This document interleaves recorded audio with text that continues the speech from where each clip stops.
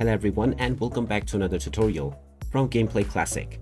In this video, I'm going to show you how you can change the control settings on the One Piece Bounty Rush game. So let's get started right away. First of all, open up the One Piece Bounty Rush game on your device. And once you are taken into the main menu, if you wish to change your controls, click on the menu icon at the top right corner. Now go into Options, and within the System Settings, just scroll down and you will see the control option.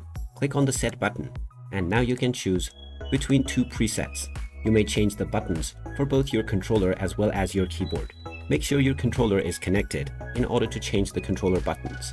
Now you can also define two different buttons for the same action if you're playing with your keyboard. In order to change any button, you can go into the custom option, and now you can click on either the plus button to add a secondary control, or you can click on the minus button alongside the already assigned button to change into a new one. Just click on the plus icon and now press the button that you wish to reassign. After you have set up all of your buttons, click on the save button, and now your settings will be saved. After this, you can start your gameplay with your customized controls right away. And there you have it. That is how easy it is to customize your controls on the One Piece Bounty Rush PC game. If you find this video helpful, don't forget to hit that like button and subscribe to our channel for more useful tips and tutorials.